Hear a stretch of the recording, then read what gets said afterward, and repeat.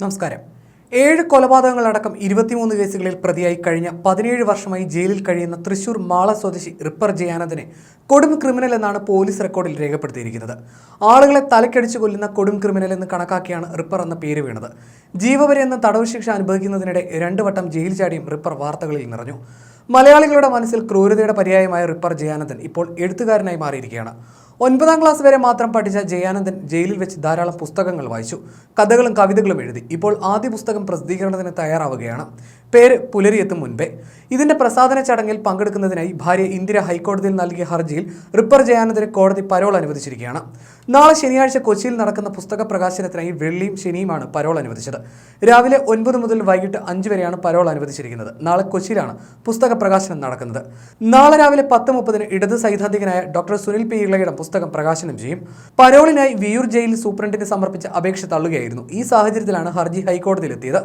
മകൾ അഡ്വക്കേറ്റ് കീർത്തി ജയാനന്ദനാണ് ripper ജയാനന്ദന്റെ parole അപേക്ഷയുമായി അമ്മയ്ക്ക് വേണ്ടി ഹൈക്കോടതിയിൽ ഹാജരായത്. പരോൾ അപേക്ഷയോടൊപ്പം സമർപ്പിച്ചിരുന്ന പുസ്തകത്തിന്റെ കോപ്പി വായിച്ച ജസ്റ്റിസ് PV കുഞ്ഞികൃഷ്ണൻ എഴുത്തുകാരൻ പ്രശംസ അർഹിക്കുന്നുവെന്ന് ഉത്തരവിൽ രേഖപ്പെടുത്തി. അച്ഛന്റെ മോചനത്തിന് വേണ്ടി വക്കീലായി പോരാടുന്ന മകളുടെ കാര്യവും എടുത്തു പറഞ്ഞ് കൈതപ്പുറം ദാമോദരൻ നമ്പൂതിരിയുടെ അച്ഛനെയാണ് എനിക്കിഷ്ടം എന്ന സിനിമാ ഗാനത്തിലെ വരികളും ജസ്റ്റിസ് കുഞ്ഞികൃഷ്ണൻ ഉദ്ധരിച്ചു. അച്ഛനെ സുരക്ഷിതമായി തിരിച്ചെത്തിക്കുമെന്ന് കാണിച്ച് വിയൂർ ജയിൽ സൂപ്രണ്ടിന്റെ മകൾ അഫിഡവിറ്റ് സമർപ്പിക്കണം. ഈ വർഷം ആദ്യം മകളുടെ വിവാഹത്തിന് അനുവദിച്ച പരോളിലെ നിബന്ധനകളെല്ലാം കൃത്യമായി പാലിച്ചിരുന്നു എന്നതും പരിഗണിച്ചാണ് ഇത്തവണത്തെ ഉത്തരവെന്നും കോടതി പറയുന്നു. വീട്ടിലെ പുസ്തക പ്രകാശന ചടങ്ങിലും ജയാനന്ദന് പോലീസ് അകമ്പടി ഉണ്ടാകും. അതിനിടെ റിപ്പർ ജയാനന്ദനെ കുറിച്ച് പോലീസ് പറഞ്ഞതെല്ലാം സംശയാസ്പദമാണെന്ന് പറയുന്ന ഒരു റിപ്പോർട്ട് കഴിഞ്ഞ മാർച്ചിൽ പ്രശസ്ത ഇംഗ്ലീഷ് ഓൺലൈൻ മാധ്യമമായ ന്യൂസ് മിനിറ്റിൽ വന്നിരുന്നു. മകളുടെ വിവാഹത്തിനായി ജയാനന്ദന് പരോൾ കിട്ടിയ സമയത്താണ് കേരള മാധ്യമ ചരിത്രത്തിൽ അത്യപൂർവമായ ഒരു അന്വേഷണ റിപ്പോർട്ട് ജയാനന്ദൻ കേസിൽ പ്രസിദ്ധീകരിക്കപ്പെടുന്നത്. നിതീഷ് MK എന്ന മാധ്യമപ്രവർത്തകനാണ് ഈ കേസിലെ അറിയപ്പെടാത്ത ഉള്ളറകളിലേക്ക് സഞ്ചരിച്ചത്.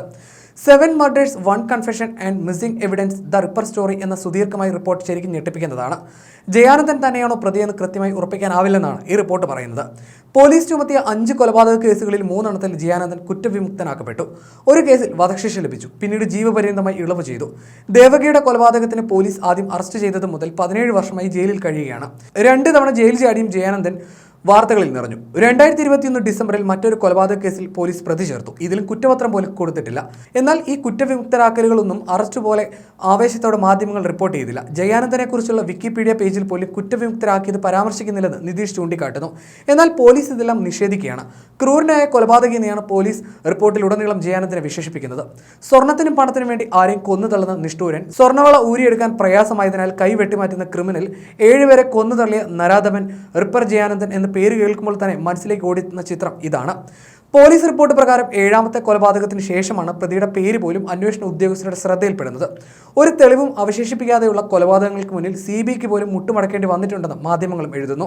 8ാം ക്ലാസ് വിദ്യാഭ്യാസം മാത്രമേ ജയാനന്ദൻ ഉണ്ടായിരുന്നുള്ളൂ. സിനിമകളിലെ അക്രമരംഗങ്ങളിൽ നിന്ന് പ്രചോദനം ഉൾക്കൊണ്ടാണ് പല മോഷണങ്ങളും കൊലപാതകങ്ങളും ഇയാൾ നടത്തിയതെന്നാണ് പോലീസ് റിപ്പോർട്ട്.